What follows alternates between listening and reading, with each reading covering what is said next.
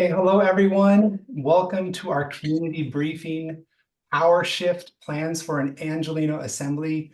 I'm Michael Draskovic. My pronouns are he, him, and I'm a volunteer co-lead with Public Democracy Los Angeles, a new effort to make LA a more equitable, representative, and responsive democracy by establishing an official citizens assembly on a topic of broad public concern by 2026. You can learn more about our work at publicdemocracyla.org. We have an inspiring lineup of speakers today, and before we get to them, if you want to introduce yourselves as an audience member, please do so in the chat. We'd love to know who you are, what office or organization or community or city you're from, and why you're interested in citizens' assemblies. And while you're all introducing yourselves, I'd like to bring up our co-host to say a few words. First up, please welcome Laura Ryan from the Berggruen Institute. Laura? Thanks, Mike. Good afternoon, everyone. My name's Laura, and I manage the Berggruen Institute's Renovating Democracy program. The Berggruen Institute is an LA-based independent think and action tank and a founding member of the Public Democracy LA Coalition. Our institute's work aims to reach beyond traditional academic disciplines and silos to bridge social divides, partisan dispositions, and cultural boundaries, and forge new frameworks of thought in democracy, capitalism, planetary politics, science and technology, philosophy and culture, just to name a few. Our democracy program is especially focused on promoting ideas for a future of democracy beyond elections, namely what we like to describe as participation without population.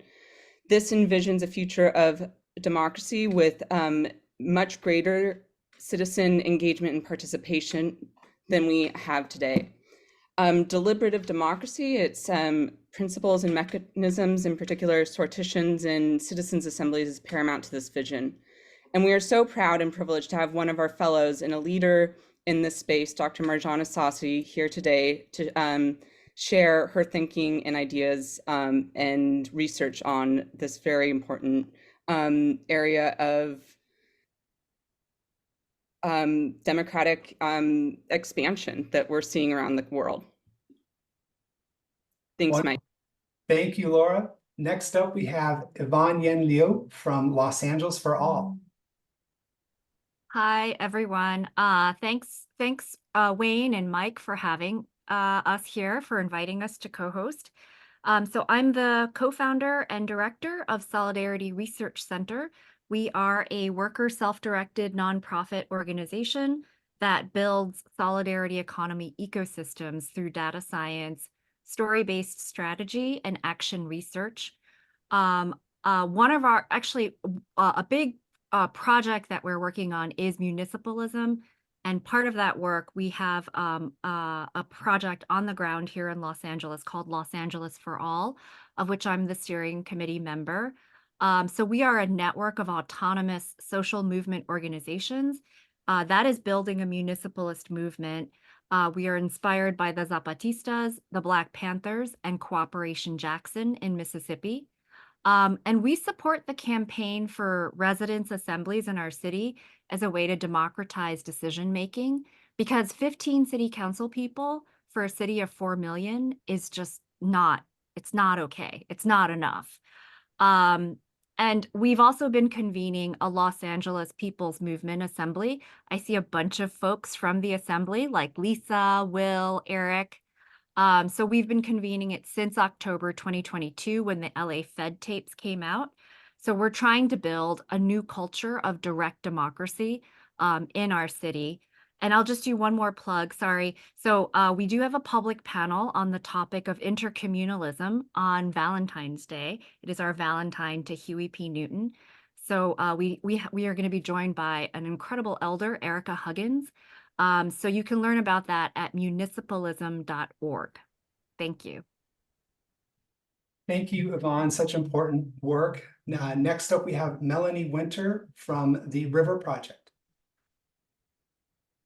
Good afternoon, everybody. I run an organization called the River Project, and we work on watershed management. And I'm drawn to citizen assemblies, or civic assemblies, if you will, in large part because of my experience 25 years ago, working on watershed management with the state of California. They were encouraging organizations doing watershed planning at the time to work through a process that was very similar, that was incredibly inclusive, that was horizontal, that was deliberative, and that strove for consensus. And through that process, we were able to create a plan for the Tujunga-Baquema watershed that the state considered one of the best in the region, and that has seen 2/3 of its proposed projects implemented in the last 20 years. So very successful when you have that kind of inclusive, deliberative process. So I know that it works. I've watched how it works in other countries with thorny, wicked problems, and it meets the needs of so many people out there who want to be included in our democratic process, who want a more democratic process.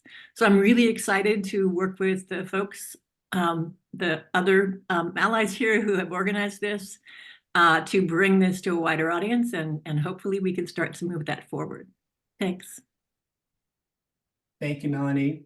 And last up, we have Marina Mastros from Represent LA. Hi, Marina, she, her, represent LA, and our group is the Los Angeles chapter of Represent Us, a national organization. So we do the exact same work just here in LA, and the work we do is regular people trying to get money out of politics. That's it. So anything that removes money from the government process, from the electoral process, and gets regular people more engaged and able to influence that process, we're for. I'm popping our website into the chat, and yeah, we're just regular old people trying to do that one thing. So if you're interested, take a look.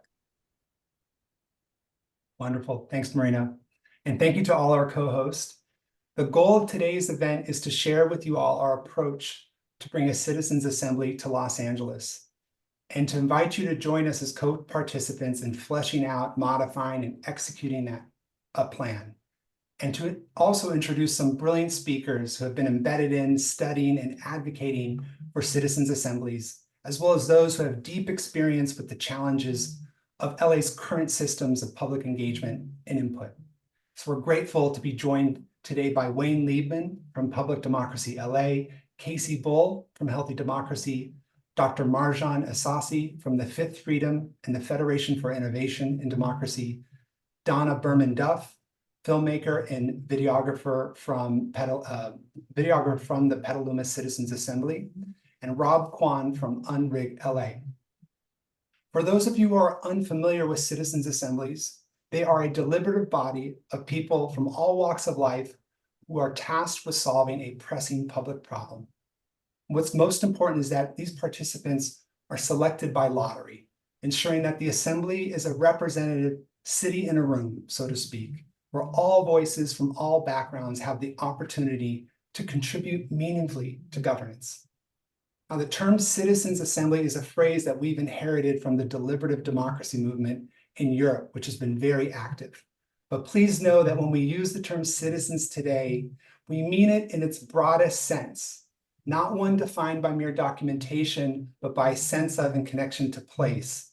And so to bring our terminology in line with these ideals, we're undergoing a deliberative process right now to develop a new name that accurately describes an assembly that would serve LA's immense diversity of thought, background, and circumstance. So you will all be invited to join that conversation in our regular steering committee meetings on this call later.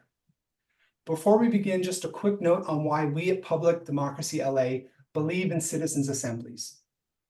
LA is one of the world's most dynamic and diverse cities, yet our democracy still relies on outdated modes of governance that privilege the wealthy and the well-connected. Efforts to reform electoral politics alone aren't enough. We need to explore a new paradigm for democracy, one that brings more voices from more backgrounds together to deliberate, depolarize, and resolve otherwise intractable issues. So our vision is for an inclusive, participatory democracy defined by co-governance and made possible by the perspectives of all Angelenos. And this quote by historian and civil rights activist W.E.B. Du Bois encapsulates this belief. The vast and wonderful knowledge of this universe is locked in the bosoms of its individual souls. To tap this mighty reservoir of experience, knowledge, beauty, love, and deed, we must appeal not to the few, not to some souls, but to all. The real argument for democracy is then that in the people, we have the source of that endless life and unbounded wisdom, which the rulers of humanity must have. So with that, just a quick logistical note before we begin. At the end, we're going to have Q&A. So please, as we go through the presentations, drop your questions in the chat and we'll be sure to get to them. And if you are inspired to join us, you'll have plenty of opportunities to submit your information via link we put in the chat as we go through the event. So now to kick off our program today, please welcome Wayne Liebman, activist, advocate, and strategist for democratic lotteries, and also a volunteer co-lead of Public Democracy Los Angeles. In 2020, he founded Public Access Democracy, PAD, an advocacy group that aims to catalyze the formation of deliberative citizen groups chosen by lot, which provided the impetus for the Petaluma Fairgrounds Citizens Assembly in 2022, which you'll hear about more in a moment. Wayne, over to you. Thank you, Mike. Erica, I just want to say, not for me, but when the speakers come up later, if they don't have slides, maybe spotlight them if you can. And what I'm going to do now is share my screen. I'm coming to you live from Hogwarts, and happy Presidential Non-Immunity Day to everybody.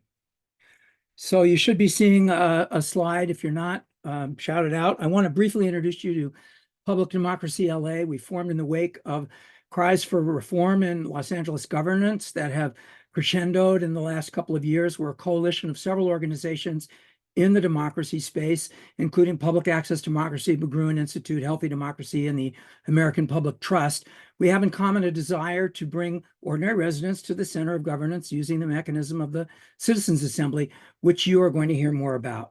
So this is our mission, to stand up an officially sponsored Citizens Assembly for Angelenos on a topic of broad public concern by 2026. So I've lived in LA my whole life now, the better part of a century. I've watched a lot of changes. There isn't any place like it.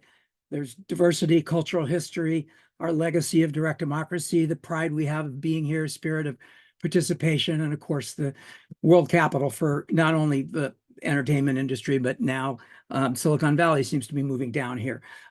Just one example, I used to work in an operating room where my coworkers spoke many languages. So one day I began to count them and I stopped at 25. I couldn't keep track after that.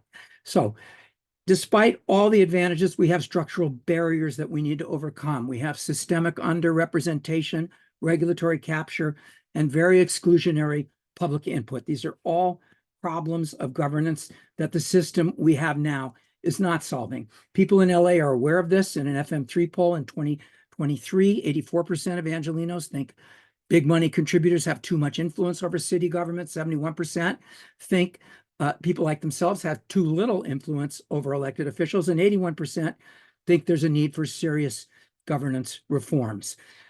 So the opportunity is to draw on our creativity, diversity, and participatory spirit to reimagine democracy. And the solution is to put people at the center of governance. This is our strategy and timeline. Phase 1 this year, we're in now. Build the team, coalition, and launch campaign through public briefings like this one, events, organizational presentations.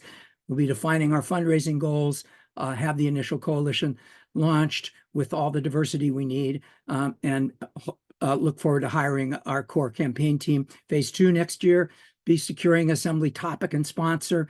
We use participatory polling, relationships with lawmakers and staff, policy coalition meetings with community organizations and social media to gain insight into lawmakers and communities' interest in assemblies. We'll be using the polling data on public perceptions and desires for an assembly and community input on topic priorities. And phase 3, 2026, we would plan and implement the assembly, pre, concurrent, and post-assembly public engagement in support of the assembly and its planning team. We would host the assembly and hope that 75% of the policy recommendations were passed by the convening governmental body. So a representative citizens assembly would be a huge step. 72% of population in LA is from racially and ethnically diverse peoples. 50% of the households are in less than 69,000, and 59% speak a language other than English at home. What could an assembly do? It could resolve an intractable issue like the Irish Assembly on abortion and marriage equality, or the Milwaukee, Oregon Assembly on city council pay on the left, or like in the center, it could address a public crisis like France's National Climate Assembly, or it could make land use decisions, that's on the right, like the Petaluma Assembly did, or False Creek Flats in Vancouver, which resolved what route a new arterial should take from one part of the city to another. What if we had an assembly that considered where to put housing for the unhoused? That's something no one wants to touch, but a citizen assembly could. I just want to mention a project that we have undertaken recently. Ever since the secretly recorded conversation of the council members in 2022, the city has been beset with calls for change, and we have been stirring the pot. On September 19th, the council passed this motion instructing the chief legislative analyst, the CLA, to research best practices for a possible charter review process, including options for a periodic charter review commission. CLA then requested public input prior to issuing its report. On January 16th this year, PDLA filed this letter with CLA advocating they research how a citizens assembly could be implemented to encourage public engagement, representative participation, and trust in the charter review process. This is the last page of the letter, which included all of our allied organizations in LA whose input we sought in writing the letter. Their names on the letter were crucial. Some of you in this room on this call, their organizations have signed it, and we give you our profound thanks. The CLA issued its report to the City Council on January 22nd, and the public outreach section of the report included this paragraph, and it references our letter. They mention every organization that signed the letter. They go on to make this recommendation to the council. Quote, our office recommends that this letter be submitted to the prospective Charter Commission for consideration, end quote. As we know, the wheels of government grind slow. This is about as much as we could have hoped for right now. We need to make more noise. We need the public more involved. We need to target and educate members of City Council. But now we have a point of reference. This officially puts the idea of a Citizens Assembly Charter Commission on the city's radar. So this is an exciting time, and a bit later we'll give you the opportunity to join us in building this democracy composed of the people, run by the people, making decisions for the people right here in Los Angeles. Thank you. Back to you, Mike. Great. Thank you, Wayne. And just so folks know, that a citizen assembly style charter reform commission isn't a scary idea. Ireland's National Constitutional Convention, which has been ongoing kind of every year or so for the past 10 plus years, has been operating by a citizens assembly. And its initial iteration had both elected officials and Irish citizens deliberating together. So really exciting work happening there. All right, next up, we have Kacey Bull from Healthy Democracy. Kacey is focused on sharing the power of lottery-selected deliberation through Healthy Democracy's education and training program. She studied deliberation in undergraduate and graduate school and worked with the Center for Public Deliberation at Colorado State University for over 4 years. We at Public Democracy LA are so grateful for all of Kacey's immense guidance and support over the past years. Kacey, over to you. Thank you so much for that wonderful introduction, Mike. And thank you for everyone who's on the call today. I'm so honored to be here with you. Like Mike said, my name is Kacey, and I'm here on behalf of a nonpartisan nonprofit organization called Healthy Democracy that designs and coordinates innovative deliberative democracy programs like residence assemblies. So as Mike has mentioned, around the world, this model is known by many names. Some call them lottery-selected panels, others call them citizens' assemblies, and they are a key part of the future of our democratic systems. But by any name, there are a few essential pieces of these processes, and that's what I'm here to talk to you about today. So the most fundamental elements of these processes is selection by democratic lottery and high-quality deliberation. So first, participants are selected by democratic lottery, which ensures that new and demographically representative voices enter the decision-making sphere.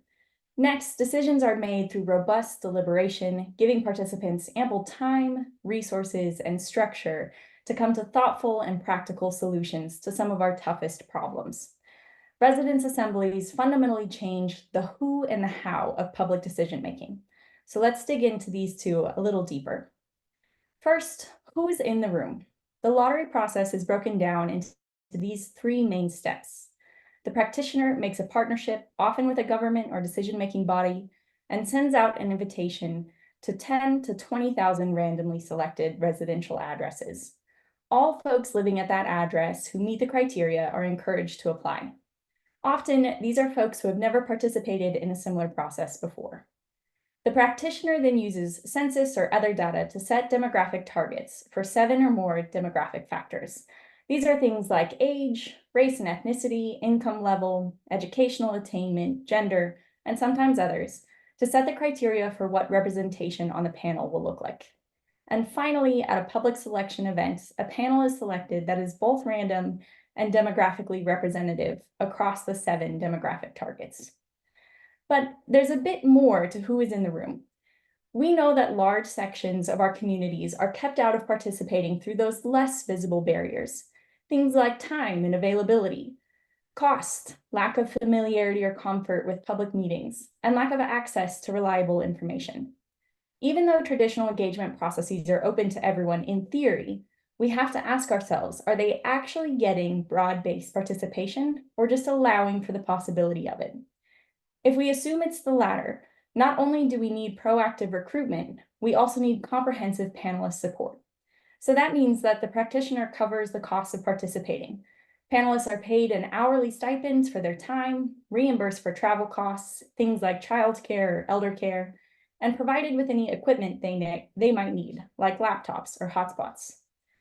Second, support staff provides direct support to panelists throughout the process, helping ensure that they feel personally welcome and comfortable with all elements of the process. This includes comprehensive language access. Next, moderators use group process techniques to help balance participation and create a safe and encouraging environment. And lastly, the process is designed so that panelists don't need prior policy expertise to fully engage in the process. While folks are encouraged to draw on their lived experiences, the process equips them with all the tools they need to complete the task at hand. All right, so we've talked about how folks get in the room and why that's special. Now we're going to talk about what actually happens in the room. The deliberative process has several key components. First, it starts with a well-balanced group of stakeholders and background experts that curate an initial set of information for the panel. Panelists then deliberate on this massive quantity of information. They go out and do their own research, they sort through all the different values concerned, and go through an iterative process to consider different policy options. They then start to write those policy options and recommendations themselves. It's important to note that these are always entirely in their own words. They then deliver those recommendations directly to decision makers. And throughout the process, there are feedback loops with city staff or decision makers to get feedback on how the panel is progressing. Now, there are many unique elements of deliberative processes, but to highlight a few of the most important, panelists have a level of autonomy that is not seen in traditional methods of public engagement. The process is directed by panelists wherever possible. And as mentioned, all of the panel's reports are entirely self-authored. They're never edited by the convener or staff or anyone else. Because of how time-intensive and empowering the process is designed to be, the deep consideration of values, trade-offs, and the broader public good are an inherent part of any recommendations produced. Lastly, it's important to note that decisions are made by something called rough consensus. This requires a collaborative politics, one that emphasizes involving as many perspectives as possible, ensuring that minority voices are more likely to be heard and considered, and fostering a more inclusive and representative decision-making process. It invites real negotiation and creative exploration of the win-win landscape, and it emphasizes listening, understanding, finding shared values, and discovering the common ground. So as a quick review of what a residents' assembly is, First, they use democratic lottery to fundamentally change who is brought in the decision-making room, ensuring those new voices and a vastly more representative cross-section of the community have a seat at the table. And then residents' assemblies change what happens in the room with access to balanced and robust information and high-quality deliberation. And finally, all decision points are made through rough consensus, offering creative and durable solutions to our community's toughest problems. Thanks, Mike. Back to you. Wonderful. Thank you so much, Kacey. It's beautiful to see all the work you're doing and what you're learning with all these examples around the world. Next up, we have Dr. Marjan Ehsassi, a Future of Democracy Fellow at the Berggruen Institute since 2022. She is the founder of the Fifth Freedom and the Federation for Innovation in Democracy's North America Lead, where she focuses on advocacy, narrative change, and the design and implementation of democratic innovations in the US as well as overseas.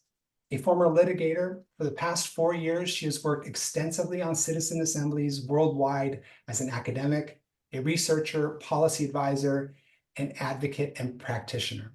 Her book on the transformative impact of citizens' assemblies will be published this summer. We're thrilled to have Dr. Ehsassi joining us today. Over to you. Thank you so much, Mike. Thank you, Mike. Thank you, Wayne. Thank you, Laura. It's lovely to speak after Kacey. It's great to be here. And I have to say, I'm just so impressed by all 80 some of you. This energy is incredible, and it makes me, who I'm based in Washington, D.C., want to pack my bags and move to LA. So thank you for having me this evening. So I have been asked tonight, while there are many different ways that we can sort of look at citizens' assemblies. I know that there's some, I haven't followed all the chat, but some desire not to refer to them as citizens' assemblies. But I've been asked to, while what I was saying was, while we can talk about assemblies in many different ways and look at their sort of success and define success in different ways, whether we look at policy impact or we look at the quality of deliberation and the quality of decision making, or frankly, trust and whether assemblies impact trust, I've been asked tonight to talk a little bit about the impact on the participants. And so to provide just a little bit of context, I came to the world of deliberation through my research on my thesis, which was really my orientation was more looking at the problem of political disengagement from political institutions. Why are citizens so disengaged? And are there democratic innovations out there that once we participate, we become more engaged with our political institutions? So that was my entry into the world of deliberation and citizens' assemblies. And so in the process of my interest in assemblies, I created a definition of what an engaged and active citizen looks like. And I took that definition, I broke it into 5 different variables. And so the 5 variables that I've now called activated citizenship, which is going to be the title of the book, there are 5 different variables. The first one is epistemic, so learning and growth. The second one is enthusiasm. The third one is connections. So do people feel more connected to each other? The fourth is political engagement. And the last one, which is my absolute favorite, is consequential voice. And so I'm happy to answer any questions, but maybe just to go through them one by one and just to give you an example. On the epistemic growth one, which is the learning piece, it is fairly well established that participants, after participating in an assembly, sort of learn about that topic, right? Whether the topic is housing affordability or the end of life, you leave the assembly with much greater knowledge about the topic. As Kacey was pointing out, there's large segments on learning, and so you leave with a better sense of what the topic is. But you also leave with a much better understanding of how government decision-making happens, how those trade-offs need to happen. And that, I think, is a really important piece of the assembly participation as well.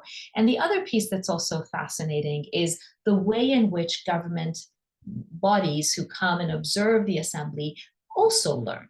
They also leave assemblies with a better sense of how committed participants are, how much learning there is, how dedicated citizens are to this idea of trying to come together and draft some proposals. So that is kind of the learning piece. And then there's another piece that I really love looking at, which is the enthusiasm piece. And that is across the board, you see that level of enthusiasm. And what I'd like to talk about is that the youth, and this is actually to me one of the most beautiful sort of impacts of an assembly participation is when we have youth. And in Europe, there are lots of assemblies, especially local ones, that engage with youth at the age of even 15, 16. And there is nothing quite like seeing 15, 16-year-olds become so involved and know that government has actually mandated them with coming up with solutions to some really pressing problems. And so I also like to say when I talk about enthusiasm that we often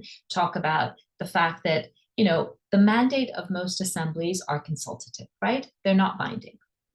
And sometimes we wonder whether we should have mandates that are more binding. And I'm certainly not against mandates becoming more binding. I think, of course, the more power we can give to our citizens and our participants, the better it will be. Having said that, in my own research, all of my surveys, I ask participants if they want the mandates to be binding or if they're happy with consultative mandates. And across the board, people are so excited to be asked to come and participate and to come and learn with fellow, city dwellers or residents that the fact that it's not binding is actually not an issue. They're extremely excited to be asked. And so that is on the enthusiasm piece. The connectedness, fantastic across the board. Most often, and we saw this in Petaluma, and we've seen this with other citizens' assemblies as well, people feel like they're coming and they have an opportunity to sit at a table with someone that they would otherwise not have a chance to get to know. So those types of connections are made. There is no question that, at least in my research, the more there are opportunities to have meals together, or when you have citizens' assemblies, like I followed a citizens' assembly in Canada, which was a national assembly. It was a citizens' assembly on democratic expression. And at the end, the last session was in Ottawa over 5 days. And those 5 days, being able to stay at a hotel together, walk to the events together every day, go back to the hotel, really, really made those bonds even stronger. And we saw that, of course, with Petaluma, as Kacey was explaining, as well, with people making comments about how, they have gotten to know people who live in parts of the city that they didn't know. And one of the things in Petaluma that was also quite powerful was the site visit. And so, including site visits into the sessions and making sure that there are lots of meals where people have a chance to really just chat with one another, make those connections even stronger. In terms of political engagement, this is a really interesting one. So generally speaking, when citizens are asked to come and work towards proposals, they do feel politically more engaged.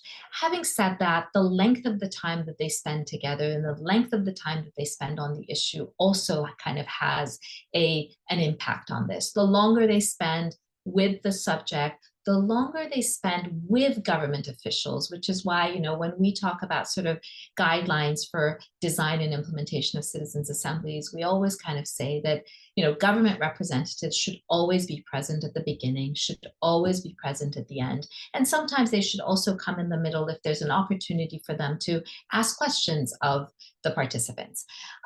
One of my favorite stories in terms of political engagement is the very first French Citizens Convention on the climate. There were 150 citizens that were brought together over 9 months. And the reason it was so extended to 9 months was because of COVID, and several sessions had to be canceled in between. But of those 150 participants who were together as part of the Citizens Convention, 15 of them ran their own elections at the end. They didn't just leave this experience and go sort of volunteer for someone else's campaign or on someone else's campaign. They ran their own campaigns. And several of them are now mayors of cities in France, which I find really remarkable. And then finally, I think the consequential voice piece. This is also really, really, to me, it's one of the most important pieces of participating in a citizens' assembly, because I do think one of our biggest deficits is the fact that our residents don't feel like they really have voice and that their voice matters. Here, generally speaking, yes, participants will say that they feel like they have more voice, but what's really important here is not necessarily, though I will say, of course, when the proposals become policy, that is really important. But what's even more important is the fact that they feel that the government body, the government authority that commissioned and mandated and championed the assembly actually follows up with them. The messages being clear and consistent from the beginning. I mean, I was involved with a citizens assembly, a deliberative committee, it was called, in the city of Brussels, their parliament, and it was on homelessness. And, you know, the vote at the end, so this is a hybrid model where members of parliament actually sit with residents and they learn together and they write proposals together. And it wasn't really communicated very clearly to the participants that the vote at the end, after the proposals had been drafted, was going to be separate. So the MPs would vote separately and the participants would vote separately. And this is just a matter of constitution. There's no way about it for now. The constitution requires that the MPs vote separately. But it was so hurtful and disappointing to the participants, not because they couldn't understand that this was part of the procedure, but because it wasn't communicated clearly to them. So I often say, communicate clearly, communicate consistently from the very beginning to the end. So that's really consequential voice. And then I will just kind of end by saying thank you, Mike, for introducing the Federation for Innovation and Democracy. We have just launched in North America. I'm happy to talk to anyone who's interested about this, but just very quickly, as Mike mentioned, we are really hoping to create some space to support organizations like Healthy Democracy and other practitioner groups that want to do this work by really sort of trying to change the narrative around the way we talk about our democracy in the United States, and also by building capacity. So we're going to have our very first capacity building school for practitioners, elected representatives, and public managers in April in Washington. So please come and join us. And then, you know, we're also working on oversight and learning, and happy to answer any questions. But thank you so much for this opportunity. And thank you, Marjan, and thank you for bringing your wealth of knowledge and experience here, talking about both the inner and outer change that happens. You reminded me of some of the participants in France's National Climate Assembly who were so emboldened by their experience that they even discussed requesting a meeting with President Biden at one point. So it's really fantastic to see this transformation people go through when they are participants. Next up, we have Donna Berman Duff, an artist and educator who lives in Los Angeles, who was the videographer for the Petaluma Assembly. A retrospective of her short films was screened at Red Cat in 2022, and she was named a cultural trailblazer by the LA Department of Cultural Affairs. Her works in small format film have been screened in Toronto, Rotterdam, Edinburgh, Paris, Berlin, and in over 60 other international film festivals.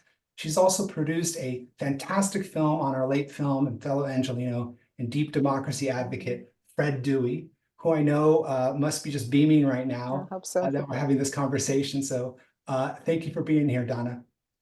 Over to you. Thanks. I'm so happy to be here to tell you about the Residents' Assembly or Citizens' Assembly I witnessed in Petaluma, California in 2022, conducted by Healthy Democracy. I wasn't a participant, but I was asked by Wayne Liebman to document the last of the 5 weekends on which they met. I'm going to show you a 2-minute excerpt of the video I made.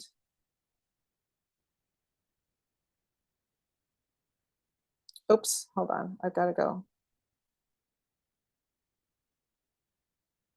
I forgot to set something. Hold on a second.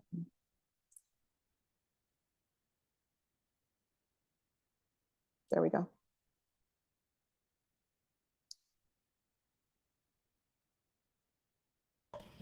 First thing is, you have 36 people, different backgrounds. Most of them who didn't know each other and are able to work together. I like the process. It has worked out. And I don't think anybody has lost their feeling that they have a say, you know?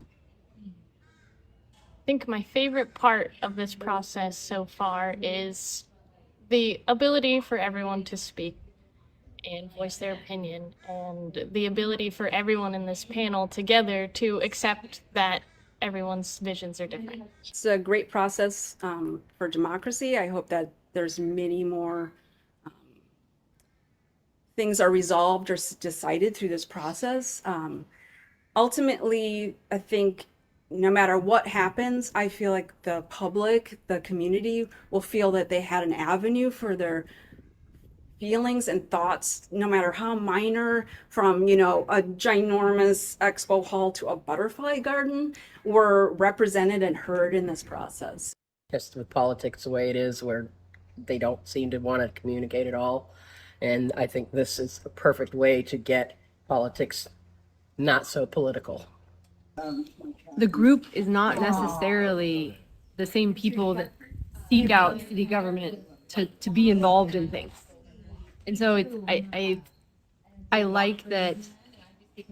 I don't think anybody on this panel will not participate in another community thing ever. You know, like, everybody is more likely to participate. We're more invested. And more invested, in the community. And if that continues to happen, like, what community improvements will we see? You know, like, if citizens actually are engaged.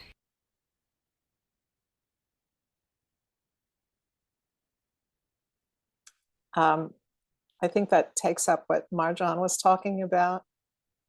I knew only a little about sortition or deliberative democracy when my husband, Alan Berman, and I arrived in Petaluma. My strategy in shooting the documentation video was to get the participants to tell the tale themselves, bit by bit, rather than impose a voiceover explainer.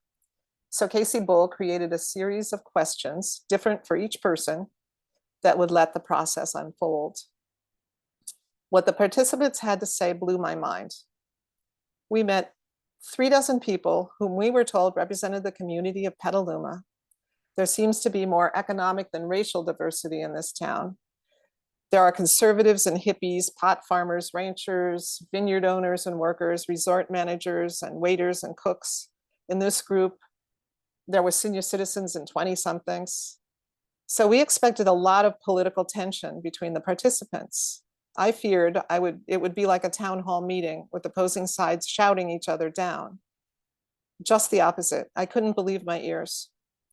After 10+ days of working together, they talked as if they actually loved each other. The dozen or so people we interviewed, the dozen or so people we interviewed talked about the process and the other participants with great respect and affection.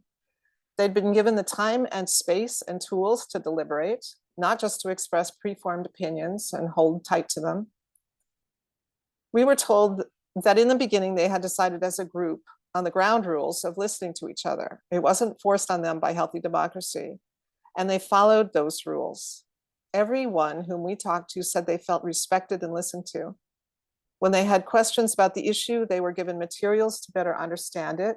Outside experts were brought in, papers distributed and discussed. All questions were respected. The participants were able to write down any idea and post it on a common board for all to see and discuss. Healthy Democracy had devised a variety of systems with stickers and post-its and stars that the panelists worked with to winnow out their recommendations. They worked in small groups that changed throughout the process, so everyone got to know everyone else very well. All were seen and heard by all over the course of 5 weekends. The element of time seemed important here. They weren't rushed. Perhaps that's the difference between debate and deliberation. Time. They were given time to think it over. They could relax and allow themselves to be affected by ideas other than their own. They didn't seem afraid to change their minds. When meeting stakeholding neighbors face to face, we're more motivated to negotiate outcomes. Unfortunately, the trend in the country now seems to be the opposite. The no compromise attitude makes governing impossible. We elect representatives who are forced to spend their time raising money and holding hard to positions rather than negotiating differences. The real stakeholders are kept at a distance from agency in their own stakes. After documenting the Citizens Assembly in Petaluma, I've become a believer that people can really get along, that people really can govern themselves, as Fred Dewey would ask for. Thanks for asking me to get involved in this, Wayne, and thank you all for listening. Thank you so much, Dana, for bringing this, the human perspective, felt perspective into this is really remarkable. So I appreciate that. And if there's a link to watch more of those interviews, please let us know. We'd love to share that with our networks. Okay, to bring us home, we have, last up, we have Rob Quan. Rob is a self-described recovering cynic. He got started working on political campaigns, but found it hard to find candidates worth electing, even harder to get them elected. And then once in office, they'd be stuck in a corrupted system. So he's been organizing in Unrig, organizing as Unrig LA since 2018. And it's been just an immense pleasure to be working with Rob over the past couple of years on a number of issues. So please join me in welcoming Rob. Thank you, Mike. And I've been sucked into LA City Hall politics for the last 5 years or so. And it's funny because I actually used to hate local politics. I was really too impatient for it to really give it a chance. And after Trump got elected, got engaged locally. And one of the things that really hooked me on it was public comment. I just found it fascinating that, like, 15 of the most powerful people in the city are just forced to sit there and listen to you for a minute. It can feel kind of measly. You just got a minute up there, but like, it was actually a pretty cool thing. And I remember really early on, there was a time I was talking about this retirement program for LAPD and some waste going on there. And I heard one of the council members at a committee meeting go out loud. He said, "That's right." And then the reserve cop next to him down the council looked at him like, "What do you say?" It was baffling. I was like, oh, they actually are listening. And sometimes they can't say things. And somebody in the public has to come out there and say them. So public comment has always been something that I appreciated at City Hall, but understood the limitations with it. It's really important to appreciate how bad it is at LA City Hall. They've, over the last 15 years, cut public comment down from 3 minutes to 1 minute. Especially under our former council president, they really winnowed it down. You have a limited opportunity to speak at City Hall. As I said, just 1 minute on an item. Sometimes you just get a day or two's notice. We've had these really important government reform committee hearings for the last year, and we'll have a really important meeting. We get 2 days notice. The report is dropped a couple days before, and we're all left scrambling. You have a really limited opportunity to speak at City Hall. They meet at 10 a.m. on Mondays or Tuesdays, Wednesdays, and Fridays. They are only required to give 30 minutes of public comment for a city of 4 million. They don't hear from everybody that churns out to a general city council meeting. Sometimes they just say, we've done an hour and that's it. They'll turn to the phones and have remote public comment at the full council meetings, but they don't have them at the committee meetings. And even though they do have them at the council meetings, sometimes they'll just say, we'll do 10 minutes and that's it. So it's a really big problem here in the city of LA. We have really long, confusing meetings. The Brown Act is a problem. We have really big decisions they made about a month ago on redistricting. And even though they amended it 3 ways, they said, we actually don't have to have public comment on this. So there are just a lot of ways in which it's inaccessible and confusing. They've split up public comment now, where it can take 5.5 hours for somebody to speak at the general public comment portion of the meeting. So they'll have presentations in the beginning. They'll hear a comment on the specific items that are open for comment. They'll maybe vote on them, discuss them. They'll maybe even go to closed session for a few hours. And then 5.5 hours later, they will get to general public comment. I posted an article in the chat that you can check out from LA Public Press that covers that. The other issue in LA City Council, and this isn't like other cities in the country, we're really weird here. We have really lax standards, and our politicians don't even really pay attention sometimes. They're on their phone, or they're having a side conversation with a member or the staffer. They can actually auto vote. They could be talking to a member on the other side of the room, and they are automatically cast as a yes vote as long as they don't go to their desk and press the no button. They can actually be in the back room, not visible to the public, and be talking to a lobbyist and be counted as a yes vote on the floor. So it's just a huge mess and really does not welcome the public or value their input. It really often elevates the loudest and most organized voices.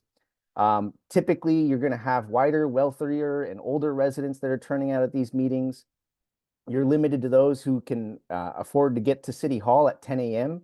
That's really not easy if you don't have a car or you live near City Hall. If you live in San Pedro or the West Valley, you're maybe looking at like a 3-hour bus trip. There are also lots of weird trolls at LA City Council meetings that try to just, punish our elected officials with all kinds of taunting. So why would a citizens assembly be different, or a residents assembly? We have some insights into this looking at the way our redistricting commissions have worked in the past at a state and local level. Even though our local one was really flawed in that it didn't have independence, they did do a genuine job of trying to hear from people, where members of the public have 2 to 3 minutes to speak on an item. They get 5 to 7, for the state, 14 days notice for a meeting, so they can prepare for it. They make best efforts to hear from all of the speakers, which can make for a meeting that stretches from 5 to 10 hours long, but they want to hear from everybody. Here in the city of LA, we had 1,500 people participate in the redistricting conversation in the city of LA last time. That's a lot. Compared to the last year where they've been talking about governance reform, I'd say we'd be lucky to have 150 people that participated in that. The commissioners are there for a reason, to hear public input. And they take their job a whole lot more seriously in listening to the public. They're not up for election or re-election. They're listening for the people. The commissions in the past have gone through efforts to make sure that Zoom is available for all of their meetings. They have interpretation services in multiple languages, evening and weekend meetings so that they're accessible, but also, the state commission, they have a thing where you can go for open public comment, but they also have an ability where you can reserve time. So somebody can reserve a slot and call in a half-hour window or so and make sure that they get in and they're not waiting for that 5-10 hour process. They also really do engage community organizations to help present on subject matters where they have some expertise, or offering grants to help them engage the community. All in all, they just do a much, much better job of valuing that public input. And I think it's just important to note that, what we're talking about here in a residents assembly is very, very different than some of the commissions we've looked at elsewhere. And diversity in public comment cannot make up for a lack of diversity in the body that's making the decisions or recommendations. And that's really the beauty of the residents assembly, is that you're actually getting a group of people that represent an accurate cross-section of the city. And that's something that we're not going to ever get at City Hall, on our council that we elect, or on a commission that we just come up with via appointments. And that's providing something really unique that we don't have in other areas. And I think just one area that's come up repeatedly, we're doing these big land use reviews of our general plans for different neighborhoods. And those kind of public comment opportunities do not represent the people in a deliberative or collaborative way. So what we're talking about here is getting beyond just the scramble of public comment, putting it to some good use, but actually being able to come to some sort of consensus. And I think that's really important as we look at land use, housing affordability issues, but also, there are big decisions that come up on, determining where we're going to build shelters for the unhoused. And those shouldn't just be shut down or elevated based upon, the whims of a room in a public comment. And this could be a model that, does big things like many people have talked about in the chat. But even if we just had a way to more sensibly talk about land use issues, that would be a huge thing for the city of Los Angeles. So I want to make sure we have time for conversation, and I thank you all for being here. Thank you so much, Rob, for sharing with us the ins and outs of public comment and input here. It's clear we have many more, we can make many more improvements to it. And at the same time, we are doing some good things at the commission level that we should take note of. So really appreciate you being here. We are at we have 5 minutes left before we close. I know we wanted to do Q&A. What we can do is for those folks who can stay a bit after, we can maybe go for another 5-10 minutes for those who have questions. If you have questions, please put them in the chat. We can start asking them. Mike, let's put up the poll. Oh, yes. Thank you. Thank you, Wayne. We have a quick poll. So if you're inspired by what you heard today and you want to get involved, please let us know and we'll make sure that you receive an invite to our next steering committee meeting. At that meeting, actually, we're going to be discussing a process.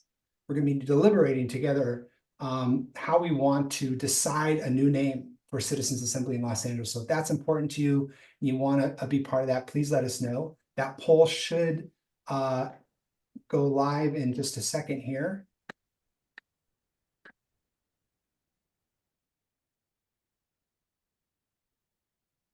There we go. So it just should have popped on your screen here. And then while that's being filled out, there's a question here in the chat from Marina. Can you further describe the quote rough consensus quote process and how it works in the room? Would like to take that one? Sure, I can take it first though. Perfect. So rough consensus is really a body or it's a series of strategies for how decisions are made. And what it means is you don't have to, something doesn't just win if it's a 51% majority. You have to get up to 70 or 80% consensus for a decision or recommendation to be supported. Now, there's a couple of ways that can happen. Sometimes when a recommendation is put forth, you will see on the side the percentage of panelists who supported this or the percentage of panelists who are in opposition to that statement. Or sometimes there's a second alternative. So a recommendation is put forward and it says however many % of the panel supported that. And then here is an amended recommendation that's similar, but just different. And here's the amount, the % of folks who supported that or were in opposition to it. I hope that helps.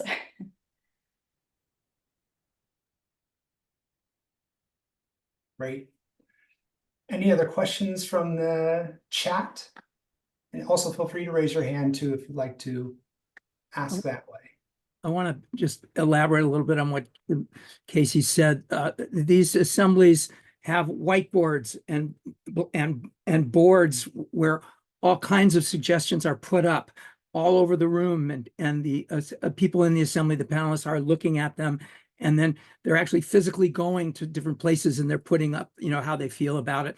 So it's a very different kind of process. It's very creative, and it's something that it's yes and all the way. So it's very different than a kind of a debate. It's really coming up with the best ideas and having this kind of interaction with everybody. So that's all. Just wanted to point that out. Thank you, Wayne. Can I add something to the conversation around rough consensus as well? Because I do think it's important. I mean, we have lots of debates over sort of the balance between voting and also just sort of working on consensus building. And I think one of the reasons why voting mechanisms and sort of these numbers, and we do 2/3, we do different numbers, as Kacey was mentioning, are really helpful, is at times it is really important to streamline the proposals. So while it's great to have everyone's proposals, you also want to make sure that you streamline them at different points. And so that's when it also can come in, can be very handy. Great. Thank you, Marjan. Wayne, before we go to you, I found a question in the chat here from Yvonne from earlier. Question is, are there efforts afoot to make decisions by civic assemblies binding? Who's that question? Well, I'll answer. I think everybody that is a very hot topic now, especially in Europe. There is one assembly that I know of in the world whose decisions are binding. It's right here in the United States. It's the Michigan Redistricting Commission, which was chosen by lot. They had a state amendment. They amended the state constitution, and they got rid of gerrymandering, took the decision out of the legislature, and chose 13 people, a panel by lot, from the state. Their decisions are binding about redistricting. But yes, I think there is a trend to move toward trying to get the decisions more binding. There is frequently when they set up an assembly, there is an agreement that whatever the convening body is has to listen, read what they are, respond in writing to everything so that that is out there. But the next step, of course, is to think about ways to implement them and make the citizens' voice stronger. And I think that's a direction that we're going in. I know maybe Marjan and maybe David has comments about that.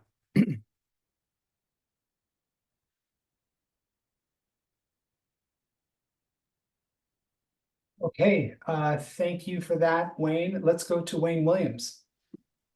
Well, I'm very excited to see this coming together for certainly the reasons that Rob mentioned, and for all of the things that we're seeing happening with assemblies like this from around the world. So the California Clean Money campaign is also constantly trying to get money out of politics. And with regards to Citizens Advisory Council that I currently sit on that has to do with the Van Nuys Airport, we constantly watch the influence of moneyed interests at the airport pushing their perspective, not only on the community, but on members of this advisory council.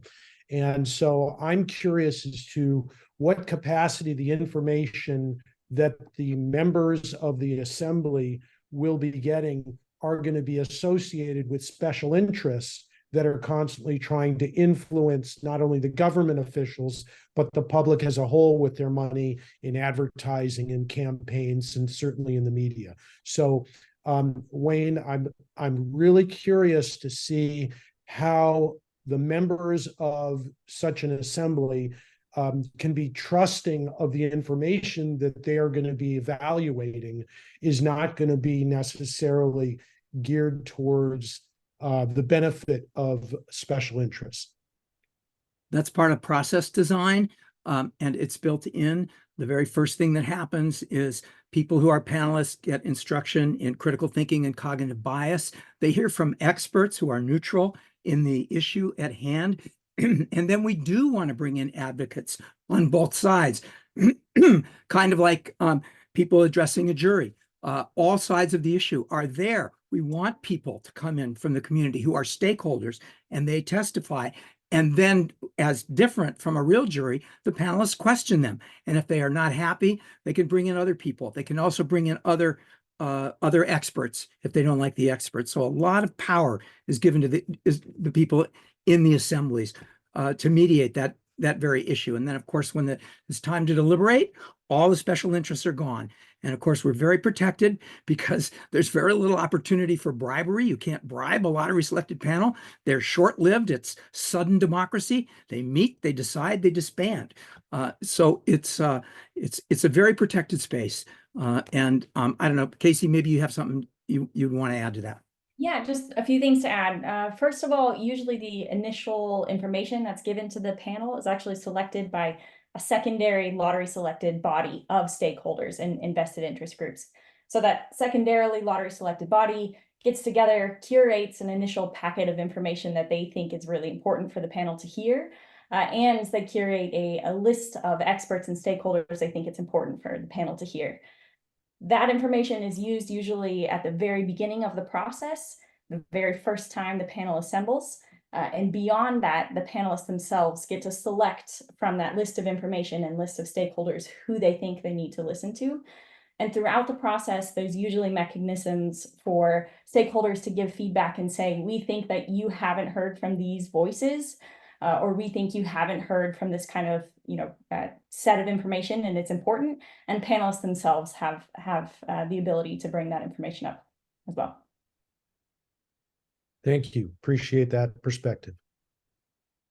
Great. Thank you, Wayne. We have time for one more question and then we're going to close out. Final question, everyone. Oh, Stack. Yes. And Dindy. Good evening, everyone. My name is Dindy Kitonga. Thanks for holding this meeting. I happen to be an educator who runs a very small democratic school, and also someone who supports and runs a mutual aid network for unhoused people. And one of the questions I'm very invested in, I see a lot of people brought in the question around bringing in communities who are impacted, but who are not necessarily represented here on this call, unhoused people, young people, youth, and also, I guess one of the questions I have around consensus making and the question of democracy, and I really mean this as someone who's run a democratic school for 10 years now, is how can we address a kind of tyranny that can come out of majority consensus? For instance, if it were up to society, schools would never have been desegregated if it came down to polls, if it came down to certain issues of justice, and just a decision-making process that just involved human beings applying the best faith possible and all of the mechanisms that we're talking about. How do we confront that? I'm very curious about that. Thank you so much. Thank you for that very important question. Kacey, over to you. Sure, I'll take a quick go. First, speaking to including vulnerable populations who might not otherwise be included in processes like this, specifically a houseless population. Often these processes, while they are recruiting for the selection process, if someone does not have an address, then of course they can't receive a mailed invitation, right? So practitioners or conveners will work with nonprofits in the area to identify some of those populations and pass out what they call golden tickets, so that folks who otherwise wouldn't be invited to participate can still have an invitation to participate. And then on the second question about the tyranny of the slight majority, what we talked about before, rough consensus can get at that in some ways. However, there's also often citizens' assemblies or lottery selected panels are not the only kind of outreach happening for a big issue like the issues that we've named in this call. So things like identity-based caucusing on the side that are also informing the citizens' assembly can be one tool to include voices that might not otherwise be heard. I want to just throw in one other thing from 10,000 feet. I'm reminded of something that President Biden says: don't compare me to the almighty, compare me to the alternative. Think about any process where a jury has come to a verdict. The George Floyd, the policeman who murdered George Floyd, that was a very important trial. It was a very difficult decision that the jury had to come to. Imagine if that jury had been elected. Imagine if that jury had been Congress. Do you think there had ever was going to be a verdict? Or the most recent one, there was the E. Jean Carroll trial in New York. That was a random jury that came to that verdict. What if that jury had been elected? So assemblies may not be perfect, but don't strive for perfection. Just they're better. That's really what we're saying. Okay, well, thank you all for coming today. And we want to thank our amazing co-hosts and speakers.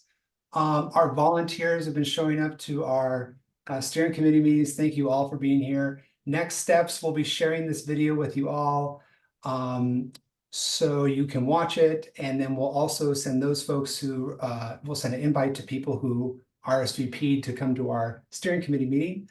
And we look forward to being in touch with you all. Thanks so much.